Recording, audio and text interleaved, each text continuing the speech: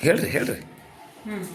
ಭಾರತ ಸಂವಿಧಾನ ದಿನ ಆಚರಣೆ ದಿನಾಂಕ 26/11/2025 GMPS ಬೆಳಗಾನೂರು. ಸಂವಿಧಾನದ ಅರ್ಥ ಮತ್ತು ಮಹತ್ವ. ಸಂವಿಧಾನವೆಂದರೆ ಒಂದು ದೇಶದ ಸರ್ವಶ್ರೇಷ್ಠ ಕಾನೂನು ಅಥವಾ ಮೂಲಭೂತ ಕಾನೂನು. ಸರ್ಕಾರದ ಅಂಗಗಳು ಅವುಗಳ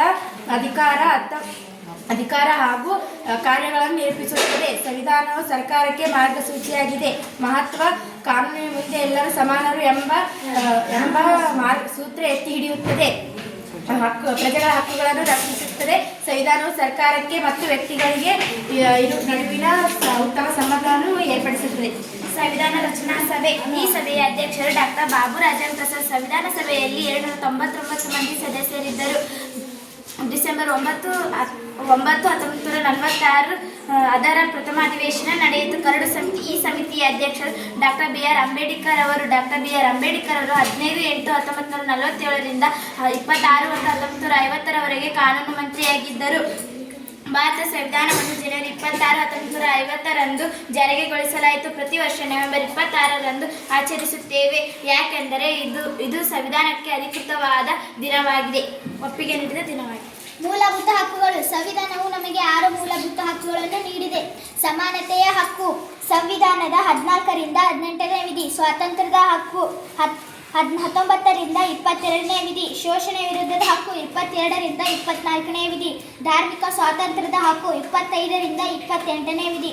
ಸಾಂಸ್ಕೃತಿಕ ಮತ್ತು ಶೈಕ್ಷಣಿಕ ಹಕ್ಕು 29ರಿಂದ 30ನೇ ವಿಧಿ. ಸಂವಿಧಾನ ಬದ್ಧ ಪರಿಹಾರದ ಹಕ್ಕು 32ನೇ ವಿಧಿ. ಮೂಲಭೂತ ಹಕ್ಕು ಮತ್ತು ಕರ್ತವ್ಯಗಳು.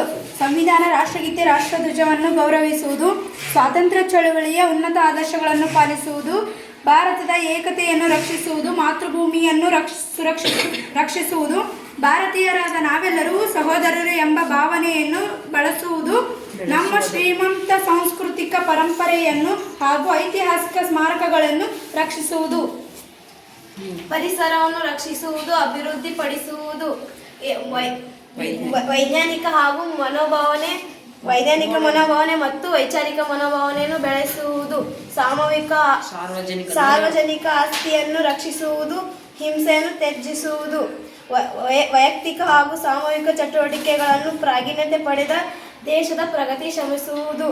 ಎಲ್ಲ ತಂದೆ ತಾಯಿ ಹಾಗೂ ಪೋಷಕರು 6ರಿಂದ 14 ವರ್ಷದ ಮಕ್ಕಳಿಗೆ ಕಡ್ಡಾಯವಾಗಿ ಶಿಕ್ಷಣ ಕಲಿಸಬೇಕು. ಭಾರತ ಸಂವಿಧಾನ ಪ್ರಸ್ತಾವನೆ.